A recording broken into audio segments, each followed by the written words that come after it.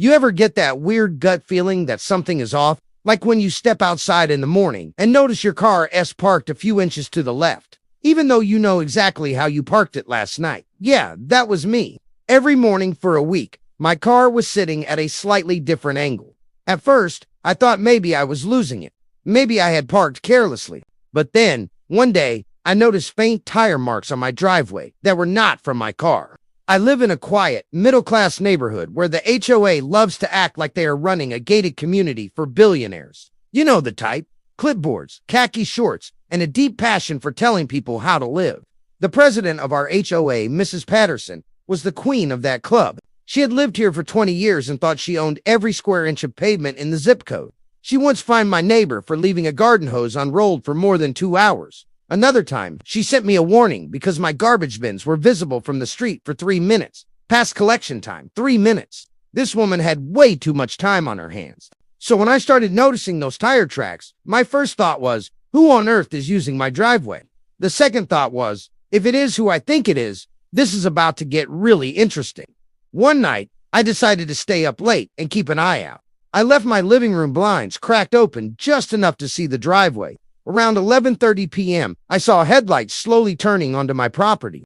My jaw dropped. There she was, Mrs. Patterson, the mighty HOA president herself, parking her shiny silver SUV right in my driveway. She got out, locked the car, and walked home.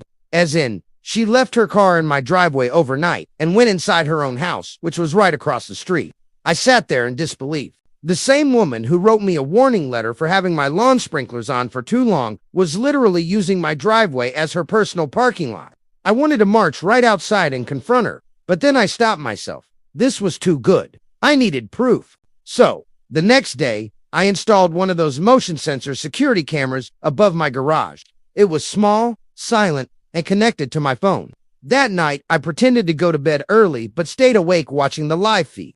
And like clockwork, at 11:30 p.m., her SUV rolled into my driveway again. I hit record.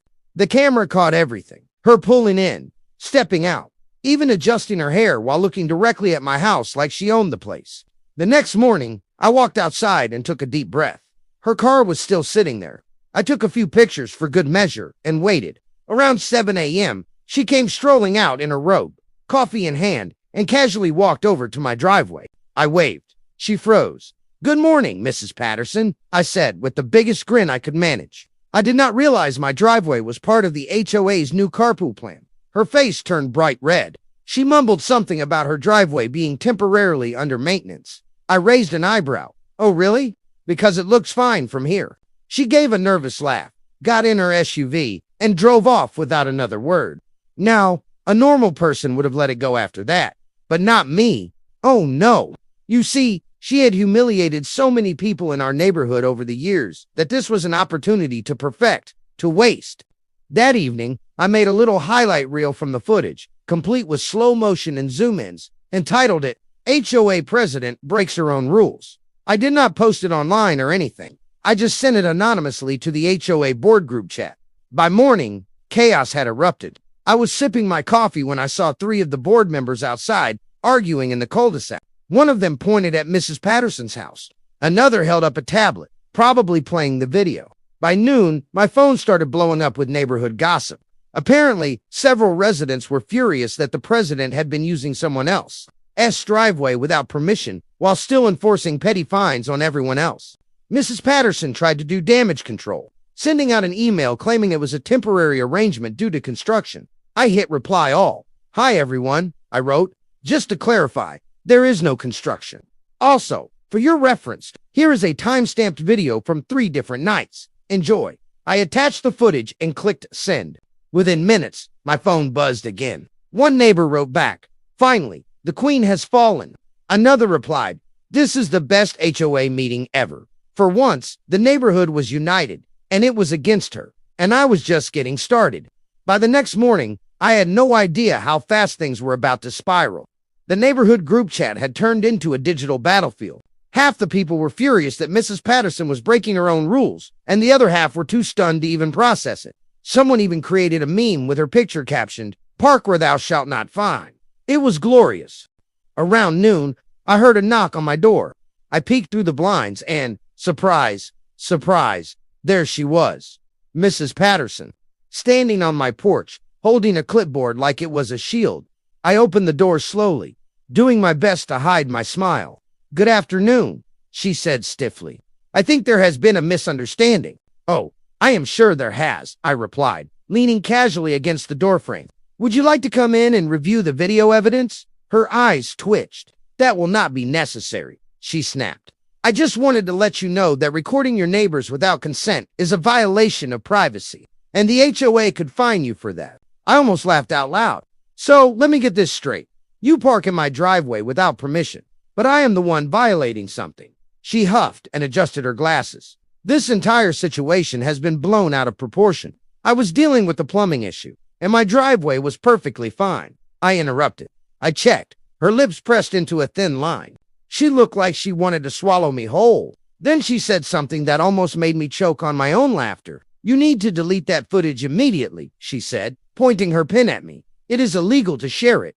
"Illegal?" I asked. "Then you might want to let the HOA board know, because they already saw it." Her jaw dropped. She turned red again, muttered something about defamation, and stormed off my porch like a toddler denied candy. I stood there for a second, watching her stomp across the street. She actually tripped over her own lawn, edging on the way. I could not have scripted it better. Later that evening, I got a message from one of the other board members, Paul.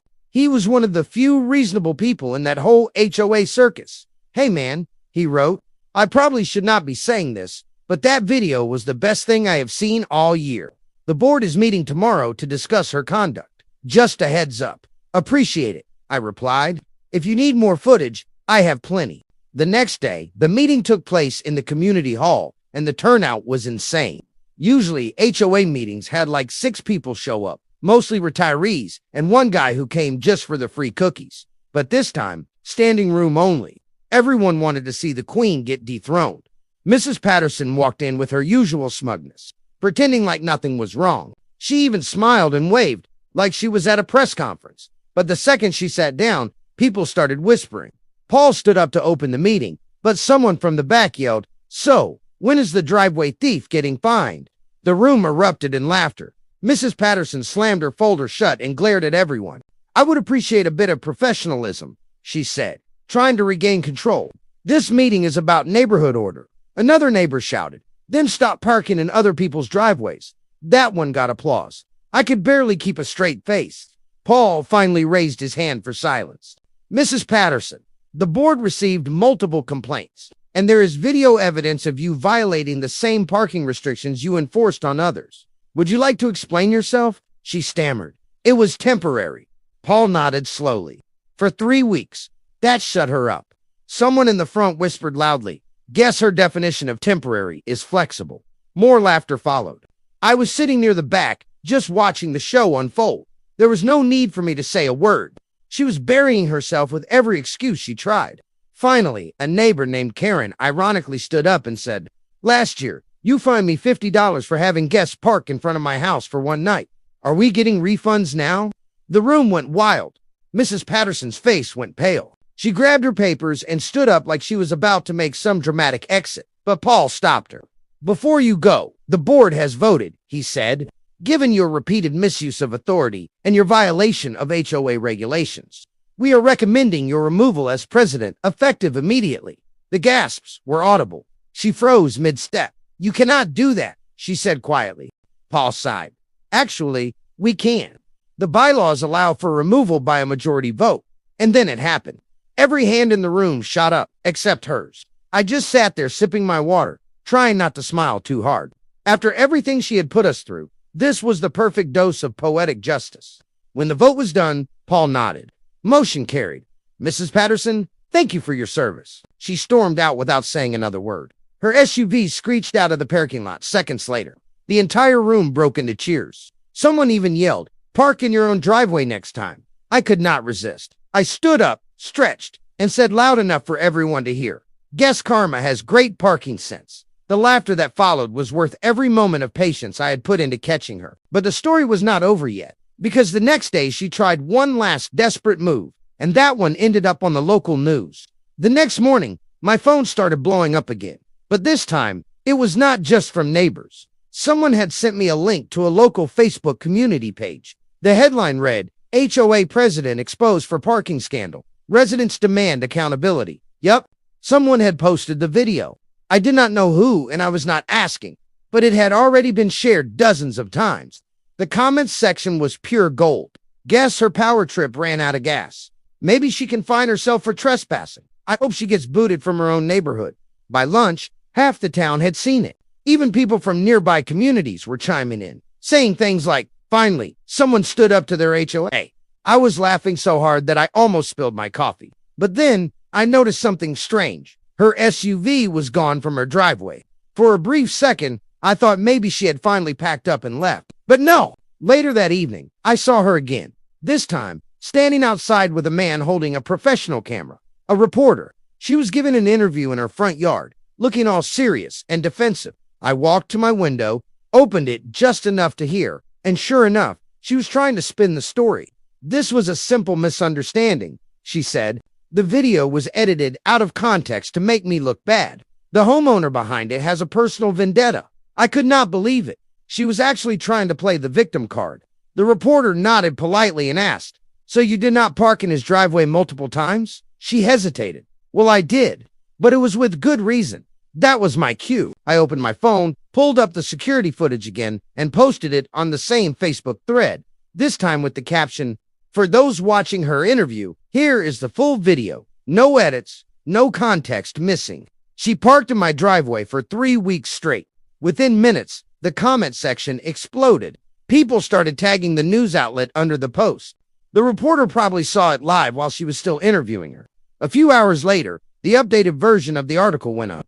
The new headline read, HOA president caught lying on camera about driveway scandal. Video confirms everything. She had officially gone viral for all the wrong reasons. That evening, as I stepped out to get my mail, I noticed a couple of neighbors waving at me from across the street.